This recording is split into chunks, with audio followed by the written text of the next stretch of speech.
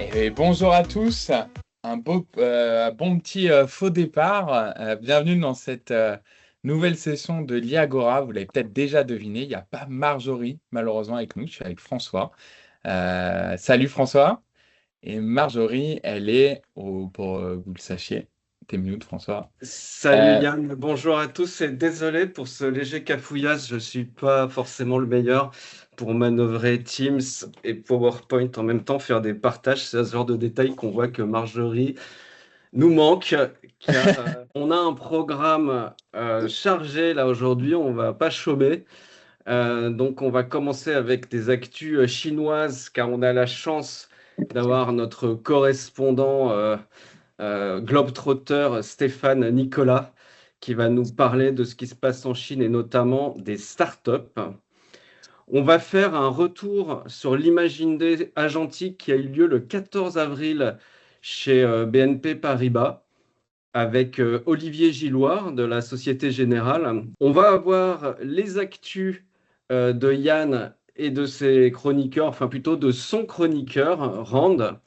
Romain Barissa de Malakoff Humanis va faire un petit appel aux bonnes volontés pour voir s'il y a une possibilité de développer, faire une alliance à plusieurs entreprises pour essayer de développer une plateforme de veille. Et puis le gros morceau de cette session, ça va être une sorte de tuto Cloud Cowork que va nous faire Yann. Je vais maintenant laisser la parole à Stéphane pour qu'il nous parle un petit peu de la Chine. Oui, bonjour à tous. Alors, d'abord, quelques petites actualités chinoises, parce que ça fait longtemps que je n'avais pas parlé de ce qui est sorti en Chine. Il y a Kimi version 2.6 qui est sorti, qui a un modèle assez unique des agents Swarm. Donc, c'est vraiment un ensemble d'agents.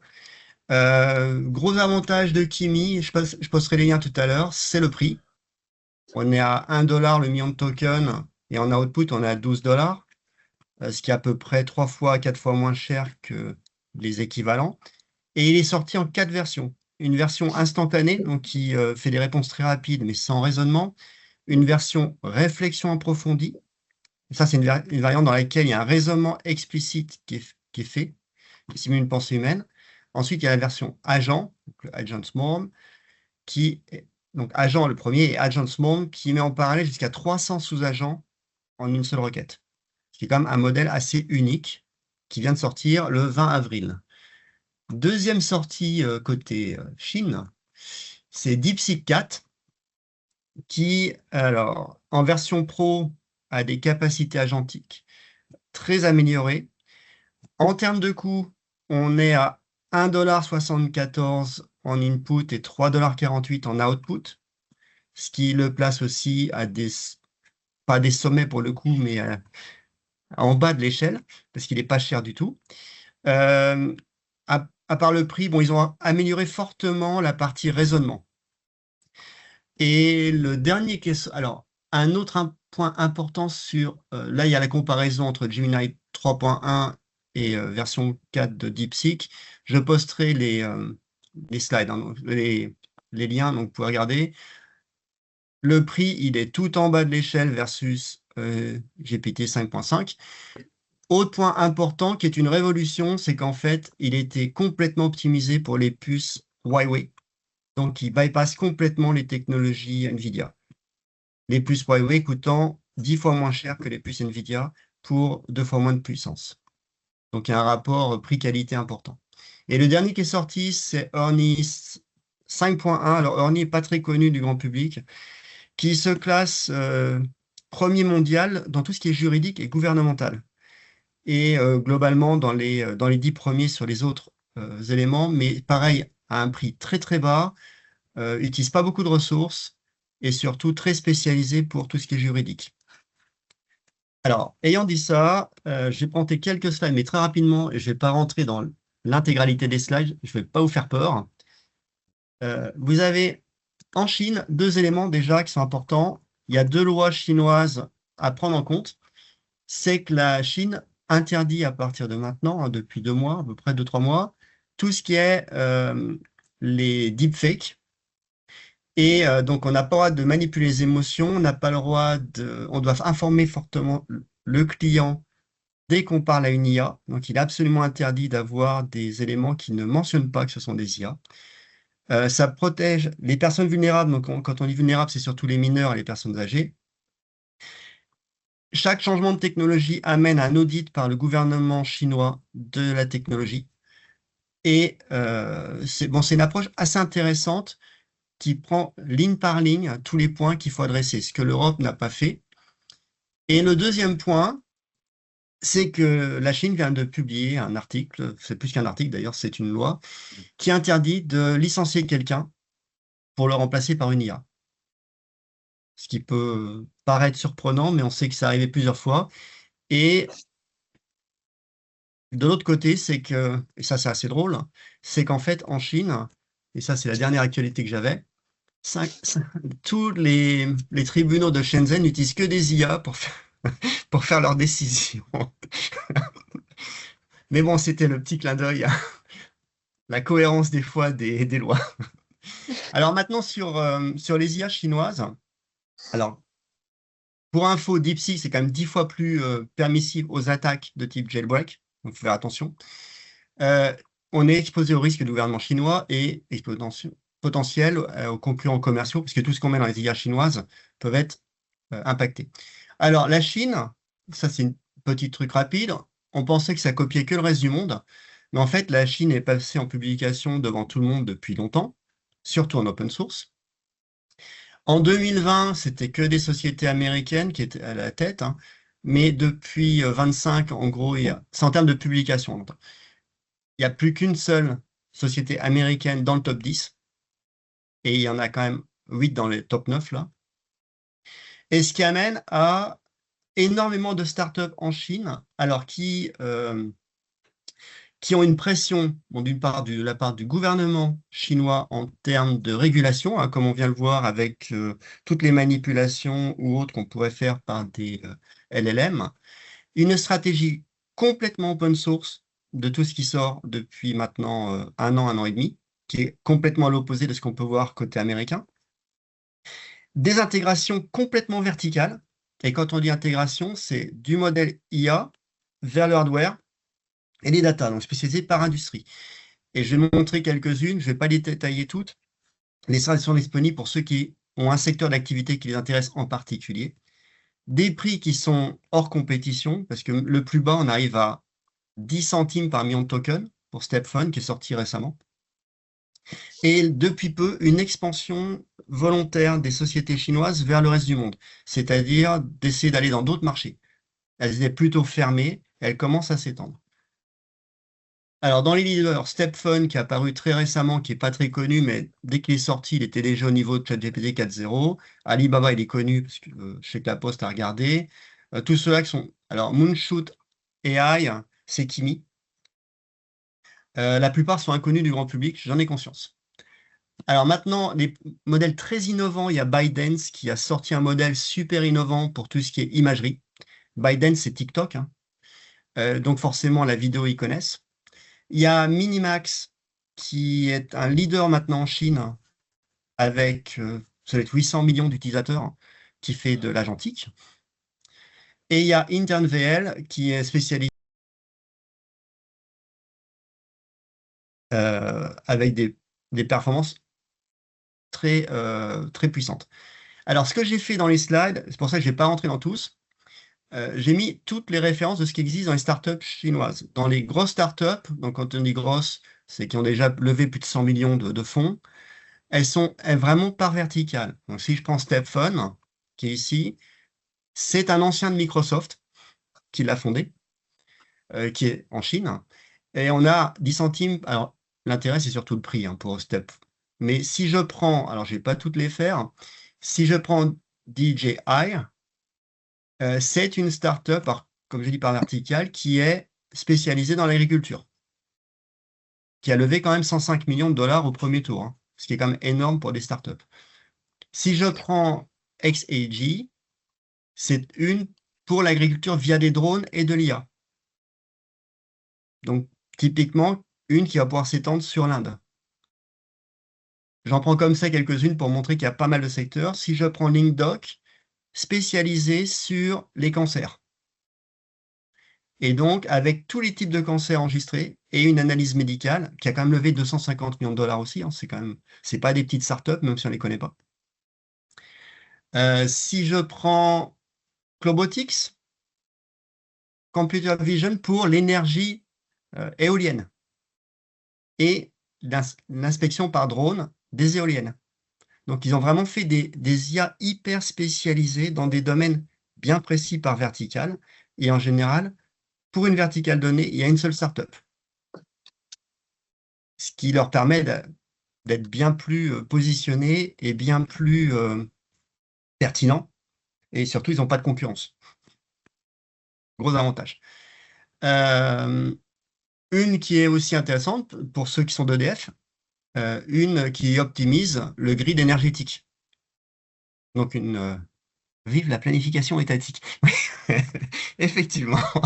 Donc là, pour tout ce qui est EDF, et EDF qui a une succursale à Pékin, ça pourrait être intéressant de regarder ce qu'ils font sur le smart grid.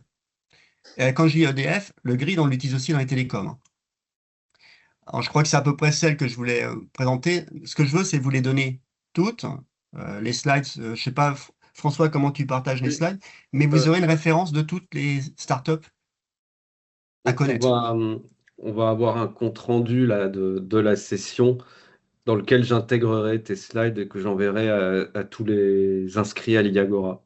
Merci beaucoup, Stéphane. On voit qu'au niveau des startups, comme pour le reste, on va maintenant passer à Olivier Gilloire de Société Générale qui va nous parler, faire un petit retour sur l'Imagine Day du 14 avril qui a eu lieu donc chez BNP Paribas à Boulogne-Billancourt. Et on a eu pas mal de Rex intéressants, on a eu des keynotes, notamment une de Ludovic Gibert, je ne sais pas si Ludovic, tu es là. Comme sur la plupart des Imagine Day de Lima, il y avait l'après-midi des ateliers. Et Olivier, tu as animé l'un de ces ateliers. Est-ce que tu peux déjà nous faire un retour sur l'ensemble de la journée? Sur l'ensemble de la journée, effectivement, c'était assez passionnant de voir des vraies choses émerger. Moi, j'ai noté, j'ai vu les démonstrations de BNP, le bot de Soch qui répond aux appels clients, qui est naissant. Voilà, SNCF qui commence à s'ouvrir en MCP, à être accessible par des chatbots, type ChatGPT et autres. Enfin, on voit qu'il y a énormément de choses qui bougent, donc c'était vraiment dense comme journée. Du coup, merci effectivement d'avoir organisé ça, parce que c'était un bon moment pour prendre la température de tout ce qui se passe et du bouillonnement. On voit que quelque chose continue de se produire. Est-ce que tu avais peut-être d'autres questions? Et puis, alors, j'ai beaucoup aimé effectivement l'intervention de Ludovic qui, moi, à mon sens, venait à point nommé pour resituer ce qu'on voit en termes d'IA et comment ça fonctionne. Moi, je vous invite notamment aussi à consulter les articles de recherche d'Anthropic, qui sont toujours super intéressants. Donc, pour en citer quelques-uns, mais qui nous disent que, alors ça c'était il y a 1 an, mais qui voient dans les réseaux de neurones émerger des features qui correspondent au concept. Donc, dans ce qu'ils expliquent, alors je prends 2 minutes là-dessus, mais parce que je trouve ça assez passionnant, mais dans ce qu'ils expliquent, c'est que finalement, ils voient que le concept il y a un groupe de neurones qui s'allume toujours quand on lui parle de Tokyo, Singapour, Hong Kong, New York ou Beijing. Et ça veut dire qu'en fait, il y a de l'abstraction qui se crée dans le réseau. Naturellement, au travers de tous les exemples, le réseau arrive à créer une abstraction. Donc, c'est pas juste, comme disait Ludovic, un perroquet Stochastique. Stochastique, merci. Il y a effectivement des choses qui se matérialisent dans ce réseau et qui sont assez intéressantes. Et dernière recherche, on parle de vecteurs d'émotion. Donc, les réponses du modèle se comportent très différemment selon le comportement de ce vecteur d'émotion. Donc, vous pourrez consulter comment ils ont déterminé ce vecteur. Mais si vous augmentez par exemple le poids du désespoir comme émotion dans le réseau, il va se mettre à proposer des comportements assez extrêmes. Et ça, en termes d'IA agentique, c'est hyper important et intéressant parce que Des comportements extrêmes, ça veut dire qu'il peut se mettre à faire du chantage sur des gens, il peut se mettre à menacer, il peut se mettre à faire des choses assez graves en fait. Et si on en est à confier des tâches à un moteur d'IA agentique, c'est important qu'on ait conscience de ça et qu'on comprenne ce type de fonctionnement. Bon, voilà, c'était ma petite parenthèse là-dessus qui m'a été provoquée par l'intervention de Ludovic. Et donc, tu as animé un atelier sur la promesse de valeur de l'IA. Est-ce que tu peux nous Alors, expliquer un petit peu ce qu'il en est ressorti? donc la promesse de valeur est-elle tenue? Alors, c'est un challenge en 40-45 minutes de voir tout ça. Donc, la situation telle qu'on la comprend, je ne vais pas forcément nommer d'entreprise en particulier, mais je dirais qu'on était assez nombreux du côté banque.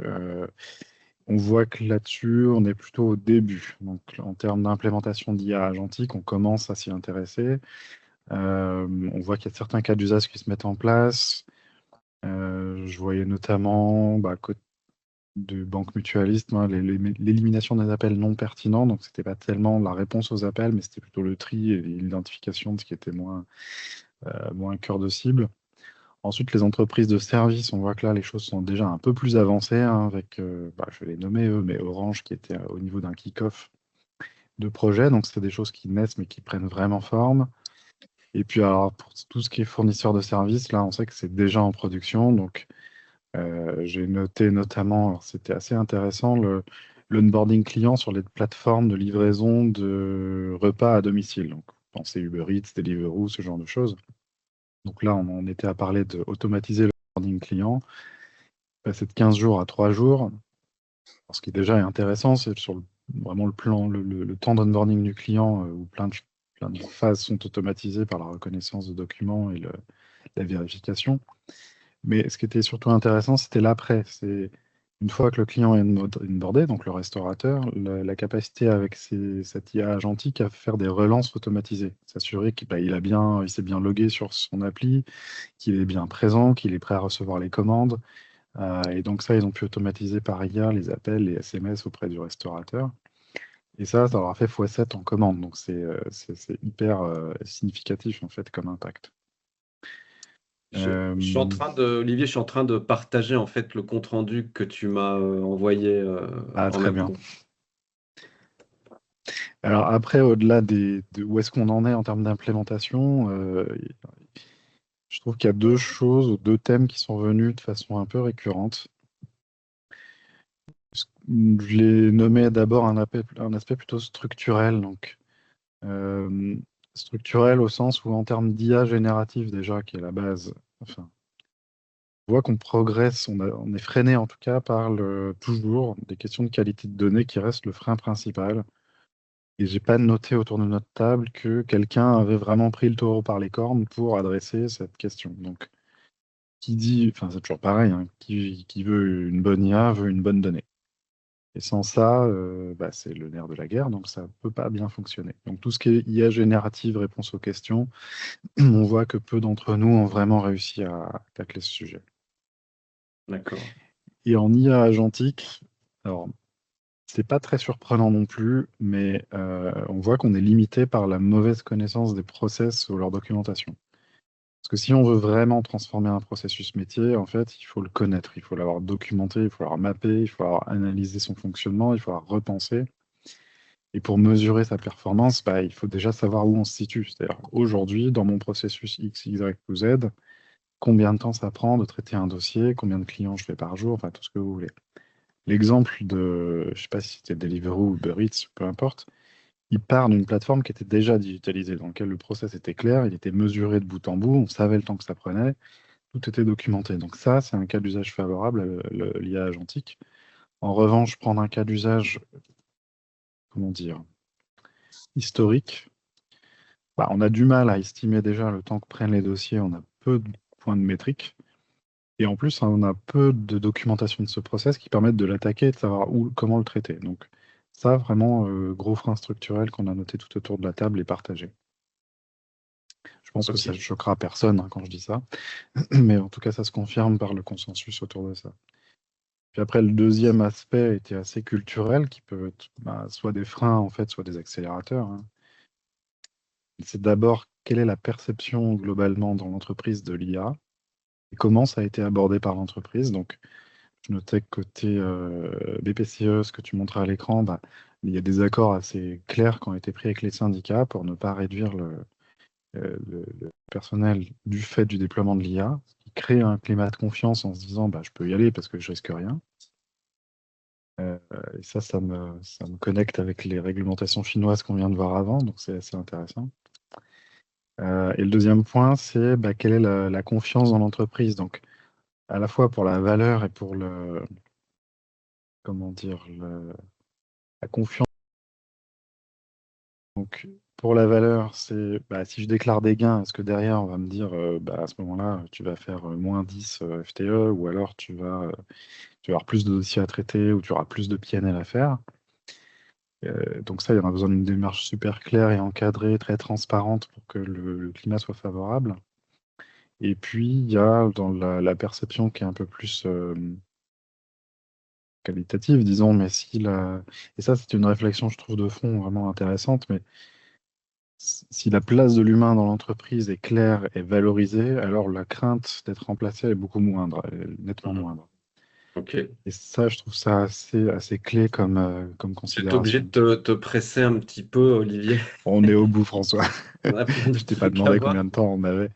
Mais voilà, donc dans ce cas-là, si on n'a pas le sentiment de base d'être remplaçable, l'IA devient moins une menace. C'est ça qu'on a conclu. Ok, super. Bon, voilà. Merci beaucoup, Olivier, pour ce retour qui finit sur une note un peu optimiste. J'en profite pour vous montrer un nouveau type de document qu'on va maintenant produire à Lima après chaque grand événement. Ce sont des executive summary. Donc là, vous voyez celui que j'ai produit suite à l'événement du 14 avril. En fait, l'idée, c'est d'enregistrer tous les retours d'expérience, les keynotes, les ateliers, et en utilisant de l'IA, de faire des synthèses et suivant l'accord des speakers, ensuite de le diffuser à toute la communauté de Lima. Donc, ce PDF-là, qui fait une 50aine de pages et dont vous voyez la table des matières, va vous permettre à tous ceux qui n'étaient pas là de pouvoir prendre connaissance de ce qui s'est passé. Voilà. Donc je vais maintenant. Tu peux nous le partager, François? Là, c'est pas. J'ai pas encore l'accord de tous les speakers, donc je peux pas le partager tout de suite. Ah. Mais alors, vous savez que les services de com dans les entreprises, ils servent à empêcher les entreprises de communiquer, donc ça prend toujours un peu de temps. Mais j'ai bon espoir qu'on y arrive. Mais ok, J'ai bon espoir qu'on y arrive d'ici une semaine. Et donc maintenant, je vais passer la parole à Yann pour les actus. Top. Eh bien, merci. Et juste sur ça, parce que c'est quand même top côté IMA, on en a un peu parlé. Quand même le noter, c'est bien de voir côté IA que ça sert aussi à amener des problématiques un peu comme ça, à les résoudre et pour vous permettre d'aller plus vite. Et c'est relu par des humains, enfin par moi principalement. Ouais. Pour les actus aujourd'hui, donc on avait un gros programme, mais on voulait quand même revenir sur un peu tout ce qui s'est passé avec Mythos. Donc je vais commencer à introduire un peu le sujet et avec Rand, on va en discuter, prendre son avis, son inside côté US. Vous l'avez peut-être vu passer. Mythos, donc le prochain modèle d'Anthropic qui est déjà prêt, mais qui en fait serait trop fort pour les capacités les capacités pour nous, donc il faut ne pas le ressortir. Donc ça a été un peu toute la com qu'on a eue autour de ça de la part d'Anthropic. On en a eu même donc leur Red Team qui a vraiment fait tout un blog post assez détaillé de Mythos et de leur communication autour de ça. Ce qui est assez intéressant, c'est que on a eu du coup des évaluations. Donc, l'AI Security Institute, que je trouve assez intéressant, a fait un blog post par rapport à ça. Et quand on regarde le premier, effectivement, donc là, il y a on peut voir les typologies, on va dire, d'exploits qu'on peut faire, qu'on est capable de faire. Donc, ils l'ont classifié dans plusieurs étapes. Et en gros, bah, plus on est haut, plus on est capable. Et c'est vrai que Mythos, quand on le regarde, ça peut paraître assez important. Ce qui est marrant, c'est que en fait, quand on a attendu juste même blog post hein, de cet institut, quand on a attendu juste quelques semaines, avec notamment GPT 5.5, eh ben, on en est au même niveau. Donc, GPT 5.5 est sorti, et lui, il n'a pas cassé le monde, et théoriquement, il est censé être au même niveau que le Mythos Preview. Donc, ce qui fait un peu dire ce que tout le monde peut pressentir dans ça, qu'il y a quand même un peu comment dire, de hype autour de ça, qu'il a l'air assez puissant, mais est-ce que vraiment il y a quelque chose en termes de cybersécurité? Est-ce que du coup, attaquer des sites devient trop facile et il aurait repéré trop de failles de sécurité? Je suis pas expert dans ça, mais j'ai lu. Alors, ah oui, ça c'était un autre benchmark qui compare que en gros, c'est à peu près les mêmes.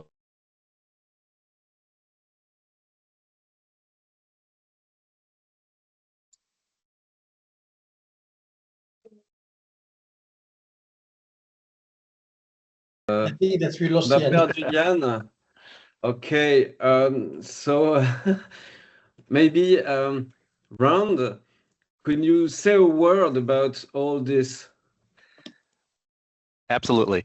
So for Mythos, as Jan had started and shared, when it was released a month ago, it was announced as too powerful to release.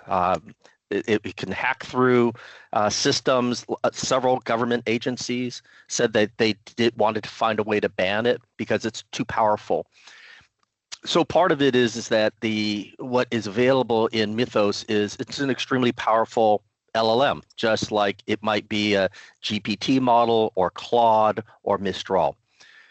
That's half of it. And I spent a good part of a week or two talking with other executives, other CISO security people in the industry to figure out, is this really something that is so scary that we should prevent it from releasing? And part of it is that, yes, it is. It's a very powerful tool.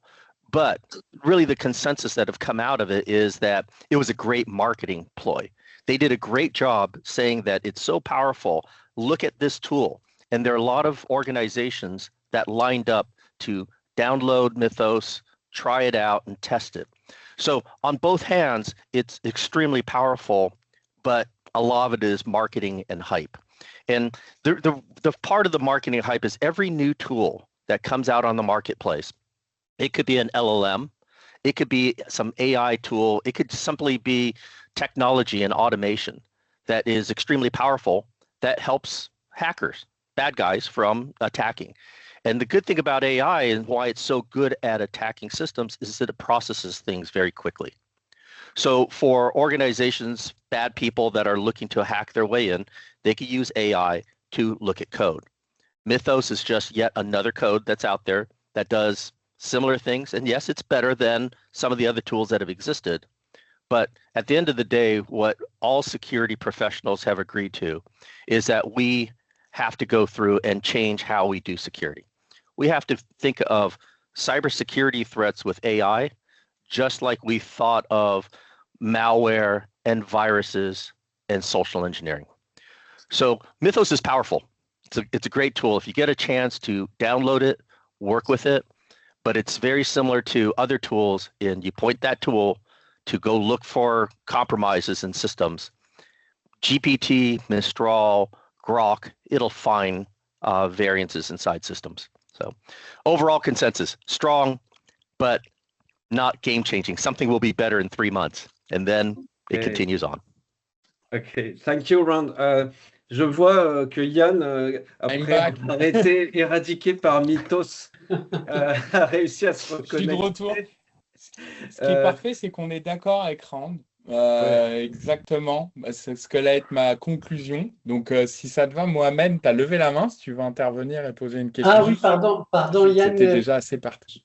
Je Oui, veux non, juste pardon Yann, présenter. je voulais- Attends, excuse-moi. Je veux juste présenter Mohamed, en fait, qui travaille pour l'IMA et qui est notre référent cyber et qui anime un groupe de travail cyber à l'IMA. Voilà. Oui, merci François. Non, je voulais juste faire un commentaire. I fully agree with what you said, Rand, and also Yann. A lot of buzz about Mythos. Even if I think that there is something very interesting, we should look at it and we should keep an eye on it. However, one thing that I really discovered, which is in somehow disappointing, is that, by the way, Mythos discovered a lot of vulnerabilities, but when you look at all the details, the majority of them are really old vulnerabilities that have never been fixed by companies. And as they are too old, no one is exploiting those vulnerabilities right now. But Mythos is probably a tool, as you said, like a lot of other tools we should keep as a security assistance to probably improve the company's posture to fix all those vulnerabilities. That's all. Yes. Et pour continuer sur ça, j'ai été coupé sur un article que j'ai rajouté pour compléter ce que tu dis, Mohamed, complètement d'accord, et qui a montré justement, l'article est plutôt pas mal, et il a montré qu'en fait, il arrivait à retrouver les mêmes, dans une analyse technique, les mêmes vulnérabilités avec des petits modèles d'IA qu'avec Mythos, et qu'en fait, il y a beaucoup de marketing du coup derrière, et je rejoins Rand. Et d'ailleurs, et je me permets, pour terminer sur ça, s'il y a personne d'autre, on appelle ça, même ça maintenant, la Criti Hype. Il y a un nouveau nom aux États-Unis, j'ai vu passer pour ça. La Criti Hype, qui est en fait la hype ah, mais c'est trop dangereux, en fait. C'est trop fort ou quelque chose comme ça. C'est une sorte de. On crée de la hype avec une sorte d'anti-hype de ça, etc. Donc il y a vraiment quelque chose. Moi, personnellement, je vais finir sur ça. Et si d'ailleurs, Emmanuel, tu as une petite analyse intéressante sur le côté bourse. Moi, ça fait peur quand j'ai vu toute cette hype par rapport à Mythos, parce que la dernière fois que j'ai vu autant aussi fortement de ça, c'était l'été dernier pour ChatGPT 5 OpenAI. On a fait des caisses pendant des semaines en disant que vous n'êtes pas prêts, c'est Doomsday, quoi. Et ça a été horrible, GPT-5. Et je me dis, ouah, j'aime bien Anthropic, je pense que vous le savez là, j'aime bien Claude, les modèles, j'espère juste que ça ne va pas nous faire la même chose. Voilà. Est-ce que quelqu'un d'autre a peut-être une remarque, Médéric, une peut-être? analyse par rapport à ça? Oh non, je pense exactement comme toi, Yann. C'est vrai qu'après, ça fait depuis 3 ans maintenant qu'on a le modèle est très puissant. À chaque fois, il rajoute des capacités. Hein. Quand on compare le GPT-3 maintenant, c'est vrai que ça n'a rien à voir. Mais ouais, je pense que dans 2 ans, on aura encore des discussions comme ça. Hein. C'est ça. La conclusion de Rand, on est d'accord, dans 3 mois, il y aura des modèles encore meilleurs, dans 6 mois, encore meilleurs. And again and again. On va attendre que ça se calme, tout ça. Ok, je vois qu'il y a une petite question sur le Mac de Rand, le Mac qui est derrière Rand, mais je vous signale que Rand a personnellement connu Steve Jobs. Isn't it, Rand? Yes. Do you still use your Mac computer, Lianio?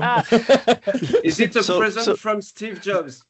Yes, so this Mac, I was writing in the thing as I was writing. So this Mac was given to me by Steve Jobs and Steve Wozniak when the Apple Macintosh was released.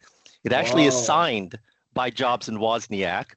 It still Ooh. works. My kids come in and play Missile Command on it. So it's a working museum piece that's probably worth millions of dollars, but it's in my office. Fantastic. Thank you, Rand. Thank you. Thank you all.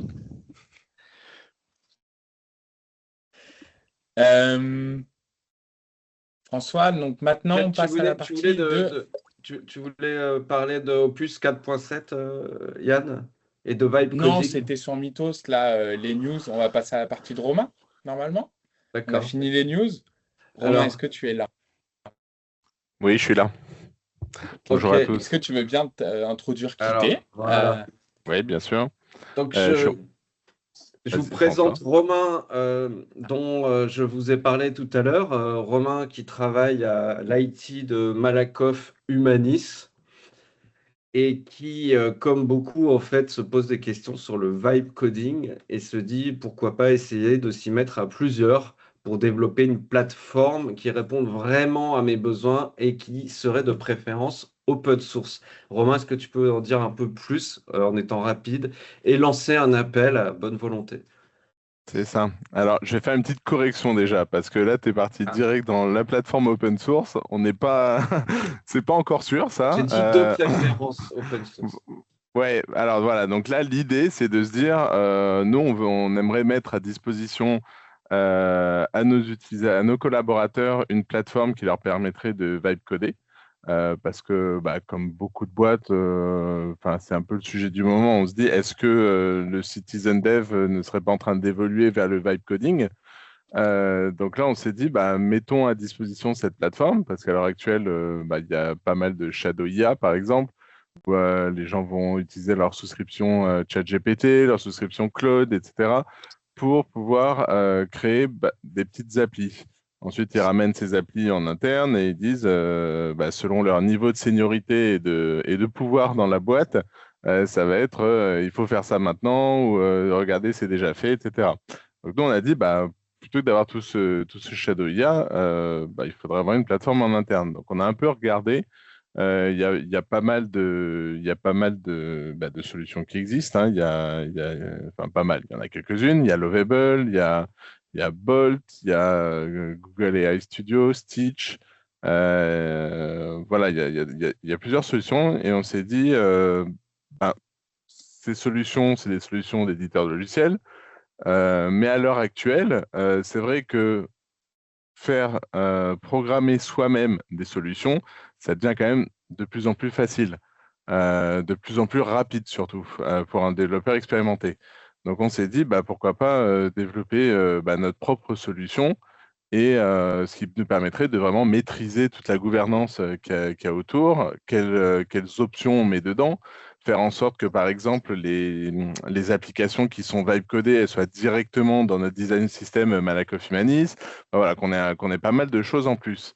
Donc, c'est une réflexion ouverte. On est open aussi bien à prendre une solution du marché comme de développer la nôtre. On s'est dit, si on développe la nôtre, est-ce qu'il y en a d'autres qui seraient intéressés dans l'IMA? Est-ce qu'il y a d'autres entreprises qui seraient intéressées? Pourquoi pas? Donc voilà, rien n'est sûr, hein. Même si on développe la nôtre, est-ce que on pourra le faire en open source? Je ne sais pas, mais rien n'est sûr. Mais l'idée, c'est de lancer ce groupe de travail ou de réflexion pour voir si déjà il y a des gens qui ont avancé ou pas. Donc contactez-moi si si vous voulez rejoindre ce groupe de réflexion. Même là en live, il y a des gens qui sont déjà posés ces questions de comment je permets à mes utilisateurs, si je résume, enfin je reformule avec mes mots Romain, Vas-y. comment je permets à mes utilisateurs plutôt profil citizen dev, donc pas forcément des développeurs, à faire des petits applicatifs et comment je les mets à disposition, eux, à leurs collègues. Je pense que c'est une question que plein de boîtes se posent, effectivement. Donc, que ce soit une participation, je pense, ou un retour, un rec, si vous en avez. Je pense que tu es ouvert un peu à tout, on en a un peu parlé. Alors, on a Philippe qui parle de Bouygues Télécom. Tu nous parles de Prism, Philippe? Alors, Oh, vas-y, t'es en mute, t'es en Médéric, tu as mute. levé la main, tu peux y aller. Attends, Vas-y. il y a Philippe qui était en mute et qui était en train de dire un truc d'abord, je crois. Pardon, désolé. Donc oui, je disais, il y a Bouygues Télécom utilise Prism avec succès, je crois savoir, c'est mes anciens collègues, et il y a beaucoup de use cases et beaucoup de BU et de services qui utilisent Prism pour développer des agents pour eux-mêmes en fait. C'était un contact pour Romain. Parfait, merci. Ouais. Yes, ça serait bien. Je ne sais pas qui a levé un main en premier, Médéric. Merci, Philippe. Oui, Médéric, oui. Ouais, nous, c'est vrai que côté Decathlon, on a eu pas mal aussi d'usages Shadow, c'est remonté même assez loin là-dessus, mais à la fin, ce on a discuté, c'est que faire une application web type démo, ça va assez bien, mais ce qui est vraiment compliqué, c'est la déployer. C'est comment on se connecte aux données, aux bases de données en production, ça c'est vraiment la point de vue critique. C'est pour ça, après, je sais pas si Romain, dans ton esprit, c'est plus le côté, je veux diffuser une application, on va dire test, on va dire un peu mock-up, on va dire, ou si c'est vraiment après une vraie application qui tourne en production, parce que c'est ça qui peut vraiment changer la scope de ce que tu veux construire. Alors, nous, ce qu'on a en tête, c'est de se dire, alors je pense qu'en effet, il y a les deux cas d'usage.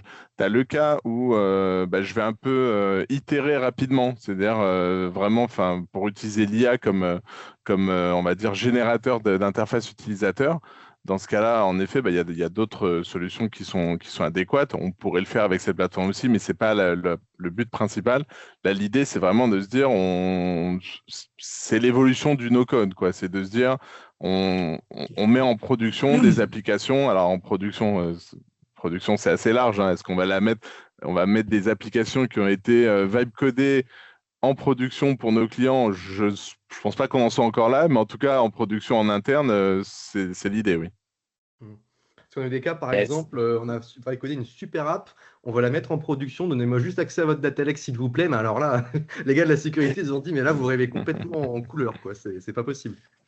Pour éviter ce genre de problème. Merci Médéric. Et juste avant de te donner la parole, Mohamed, je vois que au CD31 et aussi Barbara qui utilise Prism aussi. Donc potentiellement, tu peux avoir des démos de ça, je pense.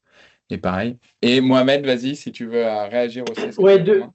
Enfin, c'est hyper intéressant, Romain. Toutes les entreprises se sont posées cette question. Chez Stellantis, on avait rencontré on va dire, deux points importants pour lesquels on a retardé un quelconque choix.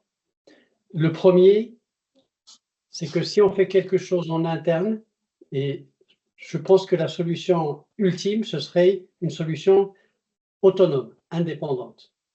Mais le risque de cette solution, c'est qu'on ne suivra jamais le rythme des grandes puissances de ce monde qui, toutes les 2-3 semaines, te sortent de nouvelles fonctionnalités. Là, j'ai vu passer dans le chat Cloud Design, impressionnant, mais à chaque fois, il faut payer. Donc, derrière, il y a quand même du business. Donc, facteur clé, c'est attention, il faut s'assurer de la capacité de l'entreprise à suivre le rythme. Ça, c'est le premier point. Le deuxième point, il a été évoqué, mais par contre, je suis très optimiste sur ce deuxième point, même si aujourd'hui il n'est pas flagrant, c'est les notions de ce que l'on appelle, par exemple, dans un GitHub Copilot, ce qu'on appelle la constitution, c'est-à-dire que vis-à-vis des citizen développeurs, il faut leur donner un certain nombre de règles qu'ils ne peuvent pas eux-mêmes implémenter facilement parce que ce ne sont pas des développeurs. Parmi ces règles, c'est le moyen de se connecter à des bases de données. C'est les API d'authentification. Et donc, cet ensemble de règles qui va embarquer un certain nombre d'API que chaque développement, citizen ou pas d'ailleurs, doit embarquer, quand ces règles-là, on sera capable vraiment de les implémenter en toute autonomie, et là, je pense qu'on aura levé les deux facteurs. Voilà, c'était mes deux rétextes que je vais partager. Ok, super. Merci. Et on va clore le sujet. Et Hervé parle de Framatome aussi, Romain, dans le chat. Je pense que c'est assez intéressant aussi ce que Hervé remonte. Et tu as plein de réponses. N'hésite pas à contacter les gens, toi aussi, Romain, par rapport à ça. Je vais noter tout ça, je vais analyser tout ça et je vais contacter. Voilà. Et s'il y a plusieurs personnes, n'hésitez pas à nous le faire savoir à François ou à moi si vous êtes plusieurs, vous dire ah mais en fait j'ai la même chose que Romain, je serais intéressé par les réflexions ou quoi, dites-le nous, on vous met en contact, on fait une boucle de mail un peu commune, voilà. On est là. On peut faire un groupe de travail même. C'est ça, un peu comme vous voulez. Ouais, super. Merci beaucoup Romain. Médéric, tu voulais ajouter quelque chose ou non? Non, je crois pas. Non, Il est d'accord. Okay. Il a laissé ça. Ok, je vois. Donc effectivement, n'hésitez pas à me contacter, c'est vraiment l'ADN de Lima, là, ce genre de débat qu'on vient d'avoir, super intéressant. On va maintenant rentrer dans le vif du sujet de Claude Cowork après le vibe coding. Yann, au cours d'une discussion, commençait à inventer le vibe working. Donc le vibe working, en gros, consiste à demander à des agents de travailler à notre place pour pouvoir aller à la plage pendant ce temps-là ou je ne sais pas où. Et tout ça à l'aide de Claude Cowork. Alors là encore, est-ce que c'est de la hype ou de la réalité? Je vais laisser la parole à Yann qui va tout nous dire sur Claude Cowork. Merci François. Effectivement, François et Marjorie m'ont incité à faire un petit tuto, une petite discussion autour de Claude Cowork. Là où pour moi c'est un peu un traquenard, c'est que je les ai convaincus et je vois autour de moi, je suis pas mal convaincu personnellement, je vois autour de moi, ça marche assez bien. On en parle aux gens, les gens s'y mettent. Et du coup, je voulais qu'on prenne un peu le temps d'en parler, sachant que pour l'instant, c'est de la prospective. Et avant de rentrer dans le sujet, je voulais mettre au clair aussi quelque chose qui est, en fait, vous l'avez un peu mentionné avant. Ça reste mon point de vue, mais si je devais essayer d'expliquer les choses, c'est que cette logique-là qu'on va se dire par rapport au Claude Cowork, alors il y a aussi le dev augmenté l'IA, là c'est le travail augmenté l'IA, donc c'est un peu tous vos outils que vous pouvez utiliser en collaboratif en entreprise. Pour moi, il y a une question déjà de où est-ce qu'on en est. Il y a à peu près 4 niveaux. Donc le premier par lequel tout le monde est passé au début, c'est vraiment le shadow IA, quoi. C'est en fait, on n'a rien proposé et du coup, les gens se sont fait des comptes en plus en freemium sur ChatGPT ou autre et ils envoient des docs de mon entreprise, ils posent des questions et tout part. Souvent, ce que la plupart des entreprises ont fait, là où elles en sont actuellement, c'est dans le niveau 2. Donc, c'est un peu, j'ai fait mon Secure GPT, mon sorte de compagnie GPT. Donc, j'ai mis du SSO, j'ai pris ça sur un cloud un peu plus ou moins souverain, un peu encadré, et je le rends accessible. Et après, à partir de ça, je l'ai encapsulé. Donc, ça peut être dans mes GPT, les GEM, sur Gemini, les projets. Et il y a des petites fonctionnalités aussi qui ont commencé à popper à droite, à gauche, sur la partie Excel, PPT. Claude aussi le fait. Je ne voulais pas que parler de Claude, mais il y a Claude dans Excel. Si vous ne l'avez jamais testé dans ce cadre-là, je vous le conseille de fou. Ça vous permet de ne plus avoir besoin de faire des choses dans Excel. Vous le lancez, il fait les choses pour vous. Donc dans votre Excel, dans votre PowerPoint, de la même manière, en respectant ce qu'il y a dedans, ce qu'il y a dans l'existant. Donc ça, c'est vraiment tout ce deuxième niveau qui est de l'idée de dire, OK, en fait, c'est quand même moi qui vais venir vers un IA et lui poser des questions parce que j'ai ça et je veux qu'il m'aide à faire quelque chose. Et là, ce qu'on commence à assister, et donc là, pour moi, c'est le niveau 3, et ce qu'on va discuter notamment avec un outil comme Cowork, mais l'idée, c'est de parler de l'idée générale, parce que Cowork, c'est joli, mais il y a d'autres outils qui te permettent de le faire. Si seulement Copilot, par exemple, pouvait être bien. Mais il y a plein d'autres outils qui pourraient le faire. Mais l'idée, c'est la step d'après qu'on commence à arriver, c'est de se dire, OK, en fait, je vais avoir un ensemble de documents dans un dossier, de connaissances nécessaires pour un projet. Et en fait, je vais utiliser mon assistant qui va lui-même manipuler les documents, m'en produire des nouveaux, faire des choses pour moi. Et là, on commence à, voilà, c'est un peu l'idée de Cowork. Et la quatrième étape, les gens qu'on commence à percevoir, alors c'est comme dans tout, peut-être qu'il y en aura une cinquième, une sixième, peut-être que la quatrième, elle est hypothétique.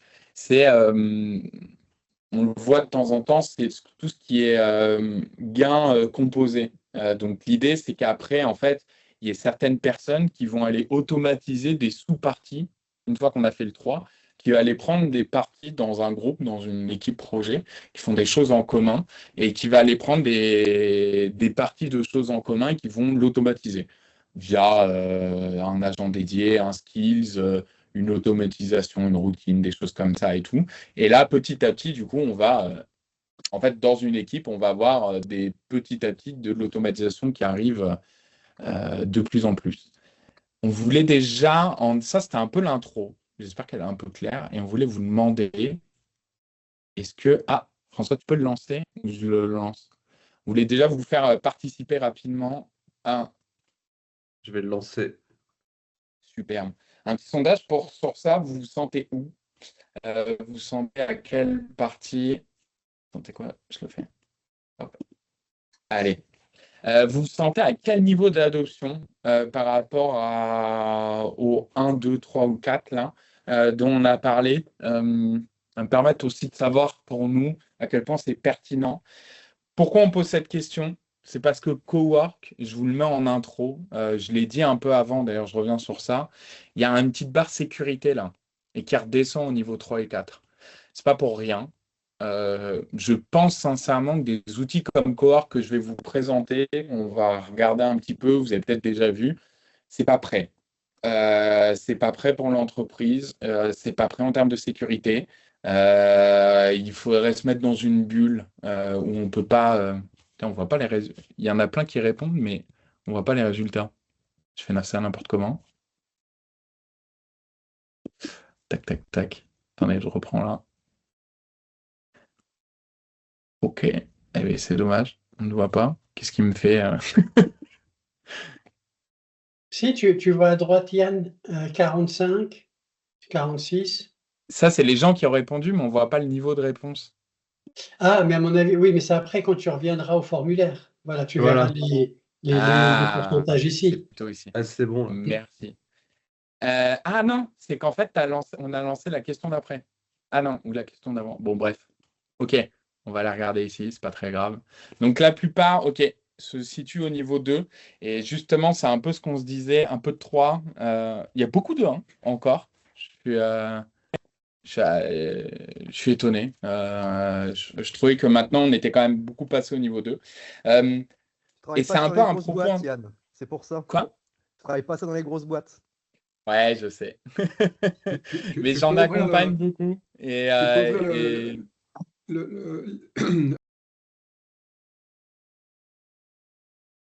niveau de l'entreprise là. Ah, vous avez vu les deux. D'accord. Ok, merci. Merci. En plus, ça donne un point de vue intéressant parce que du coup, effectivement, il y a 2 questions. Donc, la présentation des réponses est mauvaise, mais donc il y a le pour vous personnellement et où est-ce qu'on met l'entreprise. Donc, effectivement, le pour vous, eh ben, c'est ce qu'on commence à voir. C'est que beaucoup de gens commencent à se sentir un peu à utiliser des outils comme Cowork. C'était un peu mon pari, et c'est ce que je vois aussi. C'est que les gens utilisent Cowork, mais les entreprises, pas forcément, parce qu'en termes de sécurité, c'est pas prêt. Donc, merci pour le sondage, hyper intéressant. C'est toujours cool de voir où est-ce que vous situez. On va parler un peu de Cowork maintenant, un peu concrètement rentrer dedans. Donc, Cowork, pour ceux qui ne connaissent pas, vous voyez, Cloud Code, tout ce qu'on fait dans le code, et ben, en fait, ça fait la même chose avec Cowork. Donc, vous pouvez planifier des tâches, il va vous organiser les fichiers, vos dossiers, par exemple, avec plein de fichiers à mettre. Tous ces types de fichiers type de fichiers ensemble, faire des feuilles de calcul vraiment assez poussées que vous pourriez avoir besoin. Vous préparez vos slides, ça fait longtemps que je ne fais plus trop de slides à la main, directement, analyser des choses, etc. Il y a plein de démos, pour être sincère, dans Cloud Cowork. J'ai un peu supposé que, comme d'habitude, quand on part sur la partie démo, je ne vais pas vous faire le commun, je veux dire, vous faire organiser un dossier de fichiers. Je me suis dit, bah, tiens, on va tenter quelque chose, donc j'essaie de l'anonymiser, qui va être autour de comment moi je l'utilise. Personnellement, Cowork. Je l'utilise de 3 manières. Déjà, je gère toute ma partie commerciale qui m'embête un peu. Donc, j'ai un dossier qui s'appelle Démo-moi. Dans Démo-moi, il n'y a pas grand-chose. Tout est géré par Cloud Cowork. Donc, quand j'arrive, donc là, je suis dans Cloud Desktop, Cloud Cowork, c'est comme ça, je vais choisir un dossier. Donc, il va travailler que dans un dossier. Il ne pourra pas travailler sur autre chose. Et déjà, lui, c'est sa base.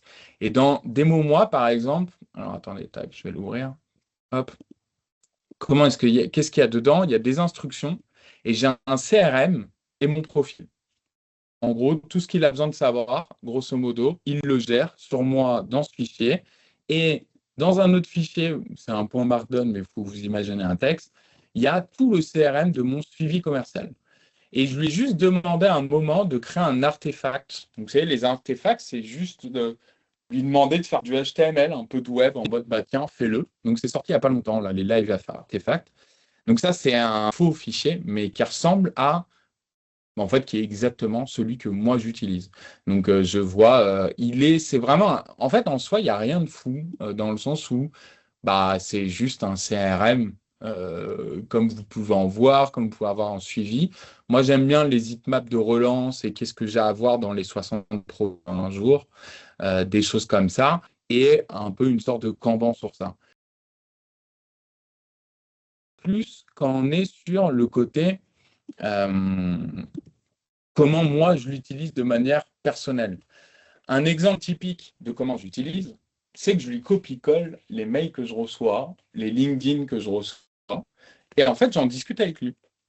Donc je ne me connecte pas au mail, mais par exemple je vais dire, ah bah tiens, j'ai reçu ce mail. Je l'ai même mal copié, d'ailleurs, ce mail, parce que je n'ai même pas indiqué quelle entreprise ou quoi.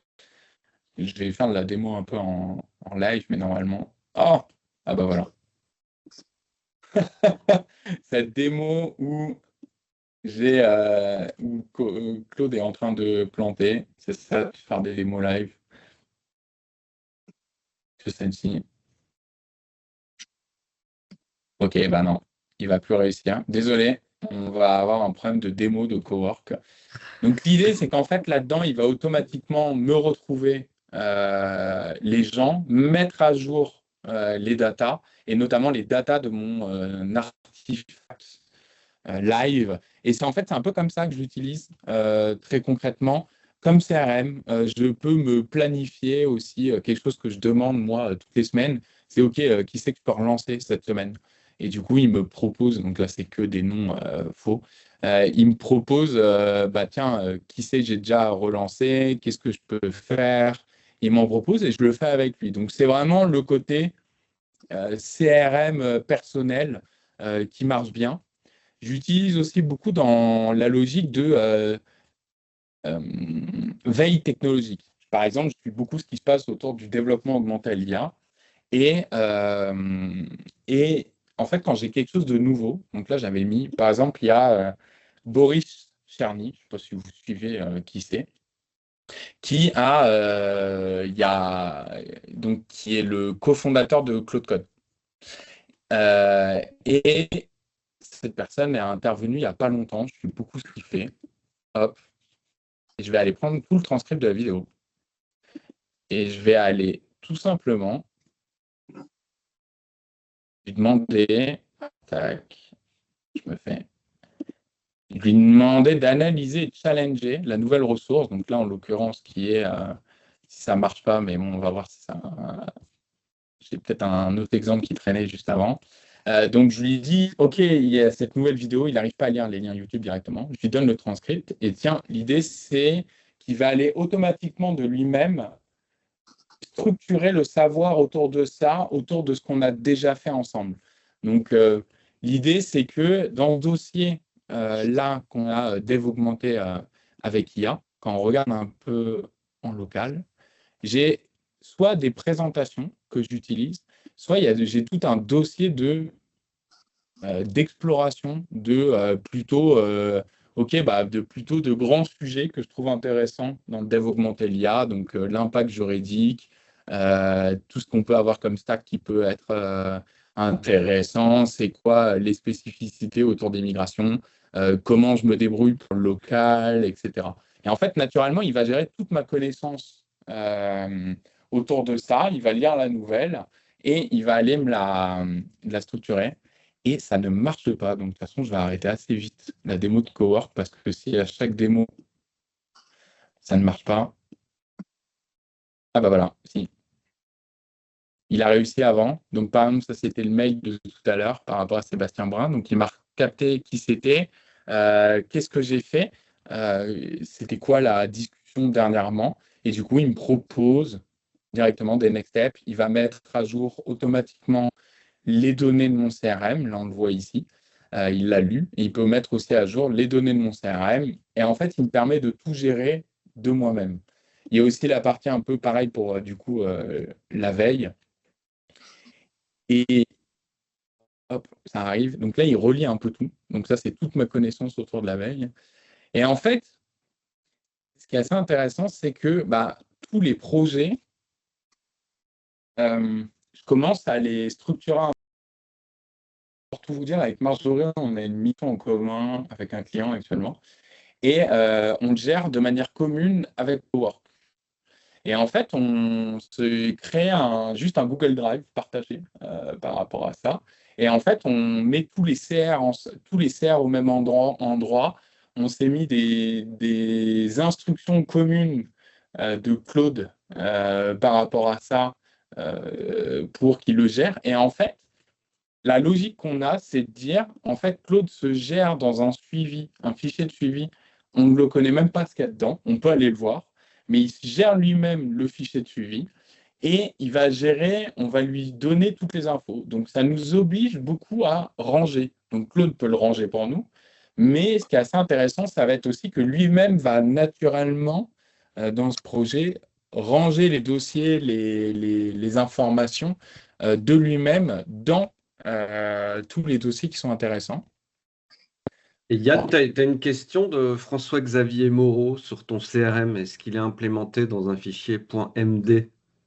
Ouais. Est-ce que c'est Claude qui a créé la structure? Oui. Je vais même aller plus loin. Donc, le CRM, c'est lui qui se débrouille sur ce que c'est. Donc là, c'est que des données fictives. C'est lui qui, je connais même pas son organisation. C'est Claude qui l'a fait. Et Claude même, ça, c'est quelque chose aussi que j'ai beaucoup fait, c'est qu'on peut le... Hop, je me permets, tac. On peut le personnaliser. C'est-à-dire que Claude, petit à petit, je lui apprends un peu aussi dans mon CRM. Donc, c'est lui qui le gère complètement. Il s'est même mis les règles de OK, comment le gérer, garder le hub commercial simple et lisible, etc. Et il a aussi appris petit à petit, donc ça, c'est quelque chose que je lui ai demandé de faire, quand je le corrige par rapport à mon mail, quand on essaie d'écrire des mails, des réponses ensemble, il me corrige automatiquement. Il me met il a automatiquement retenu des prix pour moi, des exemples pour moi. Ah oui, par exemple, ça c'est un truc, alors ceux qui bossent un peu avec moi, je On voit que t'aimes déteste pas ça les dans le lien. Voilà, on voit que tu n'aimes pas les tirets quadratins au milieu du texte. Ouais, je ne sais pas si vous les voyez, mais souvent les tirets comme ça, c'est vraiment quelque chose qui on sait que c'est de l'IA, quoi. Je veux dire, personne fait tirer quand il parle. Donc, je déteste ça parce que je trouve ça un peu trop fort. Donc là, par exemple, vidéo YouTube, ce qu'on voit, c'est qu'il l'a lu, donc il l'a un peu indexé déjà dans tout le savoir, et il fait des convergences par rapport à certaines observations qu'on a pu faire ensemble.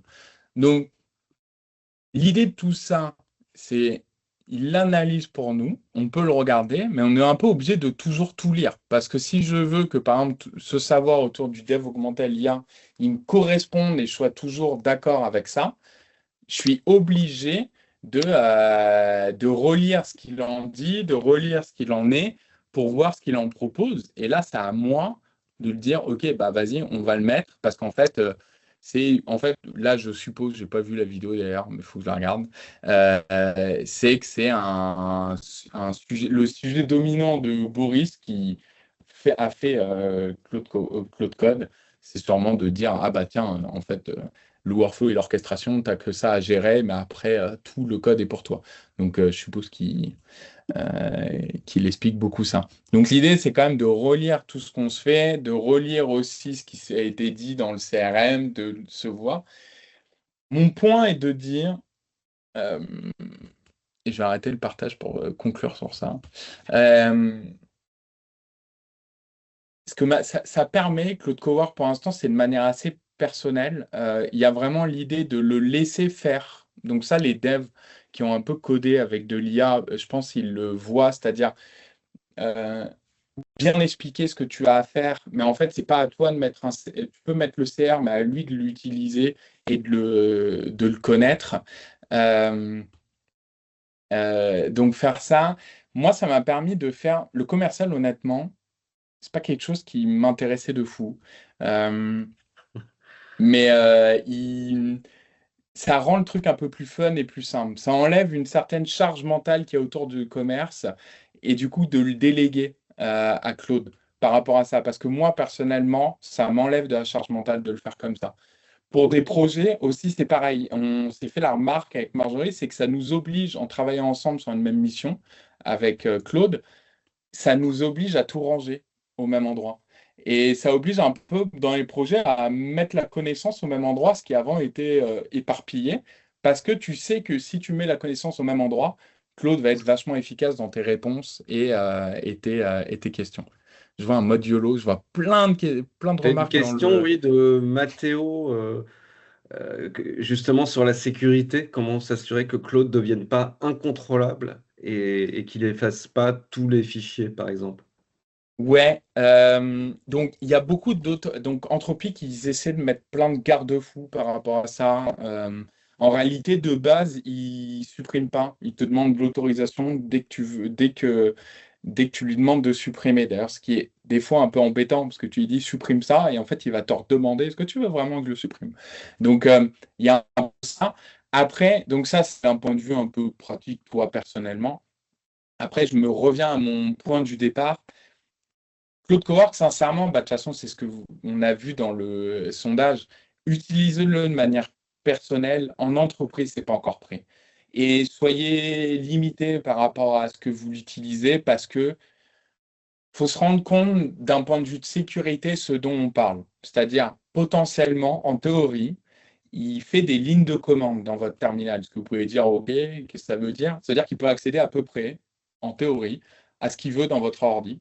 Et il installe des skills. Par exemple, s'il veut écrire un docx, du coup un document Word, qui est complètement possible, m'écrire une note de synthèse sur le développement IA, par exemple, j'aurais pu faire ça là dans la démo.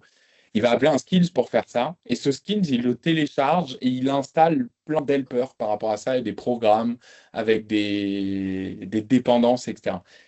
Tout ce que je viens de raconter, c'est un cauchemar d'un point de vue de sécurité. Donc, pour l'instant, je trouve qu'on n'est pas encore assez prêt. Ces outils, d'un point de vue sécurité, ne sont pas encore assez matures pour l'installer en entreprise. Donc, testez-le. Soyez prudents. N'oubliez pas de mettre les choses dans des dossiers, de le séparer par dossier. Je vois plein de... Ouais, il y a eu ça, William, oui. Il y a eu des exemples, notamment de quelqu'un de Meta qui a supprimé tous ses mails. Non, c'était avec Manus, ou je ne sais plus si c'était Claude, j'ai oublié. Mais il y a plein d'exemples un peu comme ça, de gens, même dans la Big Tech, de trucs qui ont été supprimés. Voilà. Normalement, ils demandent, Lenny. Ah, peut-être tu as une mauvaise expérience, mais moi, j'en ai pas eu encore. Ça, c'est vrai que je suis curieux, mais il n'y a pas eu de problème par rapport à ça. Alors, il y a beaucoup de remarques. Je ne sais pas si des gens veulent lever la main. Ouais, Mohamed, vas-y. Ah non, mais Après. Au cas où vous ne l'auriez pas vu, effectivement, je pense que une des précautions, c'est peut-être dans un premier temps, si c'est pour un usage personnel sur le même ordinateur, il vaut mieux le lancer quand même dans une VM pour l'instant. Exactement. C'est une des meilleurs moyens. Voilà. Donc, j'ai une question là. Copilot Cowork basé sur Claude Cowork. Copilot Cowork basé sur Claude Cowork. Loïc, tu veux prendre Le la seul parole? problème de ça, c'est la partie Copilot. D'ailleurs, je suis très intéressé si des gens ont des bons rex autour de Copilot. On en parle depuis longtemps dans l'Iagora. Je suis très preneur. Donc, j'ai pas Enfin, tu vois, Loïc, j'ai pas de super avis par rapport à ça. Ressenti, bonjour Yann. En ressenti, c'est assez mitigé. J'ai l'impression qu'il y a énormément de progrès qui ont été faits cette dernière année sur Copilot. Il y a beaucoup de choses qui sont des acquis maintenant. Il y a quand même pas mal d'endroits où ça continue à planter, mais mon ressenti, c'est ils mettent le paquet là-dessus. Et à date, c'est pas encore suffisant, mais ça progresse vite. Copilot Cowork, c'est disponible. Donc, je viens de commencer à tester la semaine dernière. Donc là, pour le coup, c'est dans un environnement professionnel. Ça accède à tout. Ça accède à mes mails, ça accède à mes Teams et ça peut, pour le coup, envoyer des mails à ma place et ça peut envoyer des Teams à ma place et ça peut mettre des invites, changer mon calendrier, etc. Et là où je flippe, et là je voudrais ton avis là-dessus, c'est que la première fois, il me dit est-ce que tu valides? Je fais OK. La deuxième fois, est-ce que tu valides? OK. La troisième fois, pareil. Et à partir de la quatrième fois, le bouton il change. Et c'est toujours valider ce type d'action. Et là, je suis pas serein. Et je voudrais ton avis là-dessus. Je suis pas serein non plus vu ce que tu me dis. Je connais plus Claude Cowork où je sais qu'on peut monitorer un peu tout ça. Dans Copilot, je vois pas exactement. Effectivement, on peut brancher plein de choses. Moi, personnellement, j'ai choisi de pas brancher. Je suis pas à l'aise à l'idée de brancher sur les mails, le Teams, c'est que ça, surtout. Je trouve ça un peu trop fort. Donc Copilot Cowork, pourquoi pas. Et Euh, peut-être, Sincèrement, soyons, tu vois, c'est tout nouveau. Juste un point Bien, tout ce qu'on se dit, c'est de la prospective. C'est un peu essayer de montrer à quoi pourrait ressembler ce fameux niveau 3 de manière un peu plus générale. Pour l'instant, je trouve que Claude Cowork est assez mature. Là, tu viens de nous évoquer Copilot, Cowork, qui est sûrement pas mal. Dans 6 mois, il y en aura d'autres et j'espère d'open source qui vont nous aider, d'autres peut-être acteurs un peu plus souverains. Le but là, c'était surtout de faire de la prospective et du coup, dans aussi ta réponse, donnez-leur le minimum d'accès ou si vous n'êtes pas à l'aise, ne le faites pas trop. On est dans une logique d'early adopter sur tout ça. et peut-être un futur Rex Iagora sur ce Copilot Cowork. Loïc, si tu as envie de prendre la parole la prochaine fois, ça peut être intéressant. Pourquoi pas, je pourrais si vous voulez. On en Allez. reparlera, Yann, bientôt. Ouais, on en reparlera, ouais, du coup. Ok. Eh ben, le temps passe et il faut maintenant donc qu'on conclue en parlant des prochains événements IMA. On va avoir très prochainement, le 20 mai, un nouvel Imagine Day agentique pour la relation client que l'IMA organise en, en coopération avec l'AFRC, l'Association française de la relation client. Est-ce que Emmanuel, tu es là pour en dire un mot? Yes, je suis là. Bonjour à tous. Donc pour cet événement, comme tu viens de le présenter, nous sommes deux associations, l'IMA et la FRC. Donc ça va regrouper deux populations. D'un côté, les directions innovation technologique et de l'autre, plus des directions expérience client et marketing. Donc on cumule en fait deux populations avec des regards différents. C'est un Imagine Day, donc relativement classique, si je puis dire, avec des retours d'expérience, une keynote encore à confirmer, des ateliers et des démos, pas mal de démos. On va avoir un espace spécifique pour les démos. On a donc des enseignes, des marques, des groupes qu'on n'a pas l'habitude de voir, puisqu'on aura le Club Med, on aura Accor, on aura Total Energy, donc des groupes qui viennent de nos partenaires, et bien sûr tous les adhérents de l'IMA qui vont se joindre à nous. Donc ça fait déjà, c'est un programme très chargé. On a, je pense, une bonne vingtaine de contenus dans la matinée, donc ça va être très dense. On est sur des petits formats, mais c'est pas gênant, on l'avait déjà expérimenté pour l'événement Data Space ou lorsqu'on fait les FCIA en mode pitch. Donc c'est un moment où vous pourrez voir énormément de retours d'expérience, notamment sur un sujet qui est très trendy, si je puis dire, sur le JO, donc le Generative Engine Optimization. Donc ce sera présenté par Total Energy, par Accor. Je les ai eu aujourd'hui, Accor, donc cet après-midi. Donc c'est quelqu'un qui a l'air d'être extrêmement capé sur le sujet. Ils sont très en avance. Ils travaillent avec des partenaires. Ils étaient hier à l'événement Artefact où ils ont présenté ça. Ouais, ça, Si c'est un certains gros d'entre vous sujet, en y fait, étaient. comment ressortir dans les recherches sur l'IA générative. Et voilà, on parle beaucoup de recommandations maintenant. Ouais. Je ne sais pas, je ne veux pas rentrer dans le détail, mais bon, voilà, Non, on n'a pas voilà, trop le temps. De toute façon, j'ai mis le lien sur le site de l'événement, là, dans la conversation. Et puis, voilà. on aura aussi le 28 et 29 mai l'ITES à Bordeaux. C'est notre événement un peu C-level sur 2 jours. où là aussi, il reste des places, mais là, c'est payant par contre. Et pour terminer, en fait, sur une note un peu originale, nous avons Philippe qui a pris la parole tout à l'heure et qui est un des piliers de l'IMA, qui a sorti un livre de conversation avec l'IA. Et donc, Philippe, je te laisse dire un mot sur ton livre. La surprise, bah écoute, oui, merci pour la publicité. Donc effectivement, je me suis amusé à discuter avec ChatGPT en fait. Ah bah en plus voilà, il y a la couverture. Je me suis amusé à discuter avec ChatGPT et alors au début c'était pas du tout l'idée de faire un livre. C'était plus pour voir par rapport à une conversation qu'on peut avoir, les questions qu'on peut avoir au quotidien pour la partie technique ou pour son boulot. Je me suis dit tiens, je vais avoir une conversation un peu plus longue. Et puis au début, voilà, donc je lui ai posé quelques questions. Il y a 150 questions en fait. Et puis quand j'ai vu la qualité des réponses, où j'ai poussé un petit peu sur les sujets un petit peu plus compliqués. On en parlait au début là, des jeunes qui pitchent là, où je m'aperçois que moi j'ai des amis qui sont profs et ils me disent de toute façon on donne plus de devoirs à la maison parce que les élèves font ça avec ChatGPT, que ce soit en maths ou en autre chose d'ailleurs. Donc la question c'est finalement qu'est-ce que c'est que les compétences, que ce soit des élèves ou des collaborateurs et des collaboratrices dans le futur. Je lui posais la question sur les modèles collapse en disant finalement on va avoir une génération qui saura faire peut-être moins de choses et les modèles ils arriveront sur le marché du travail au moment où les modèles, peut-être il y aura des modèles collapse. Donc est-ce que les modèles de Yann Lequin, des world models vont résoudre les problèmes? Je lui posais la question sur les sujets de rent human, où finalement c'est l'IA qui fait appel aux humains. Est-ce que finalement on va devenir les exosquelettes de la machine? Et finalement, la question la plus importante, c'est un peu qu'est-ce qui nous restera à la fin quand la machine sera tout faire? Et puis surtout, qu'est-ce qu'il faut que nous conservions absolument en tant qu'humains, même si la machine pourrait le faire à notre place. Donc voilà, donc il n'y a pas du tout de sujet technique, hein, c'est plutôt finalement un essai philosophique qui est écrit par la machine sur la machine.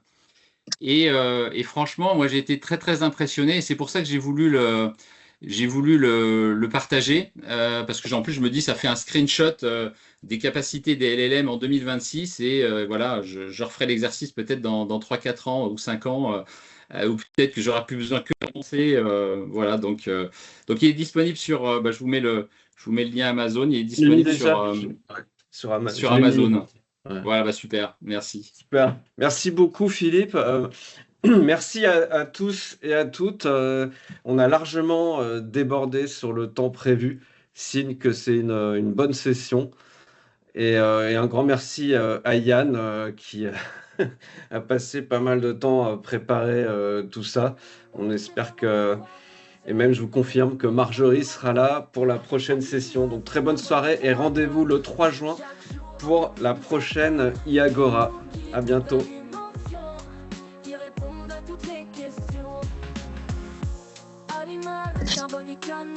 Chaque jour un peu plus nous éteindre.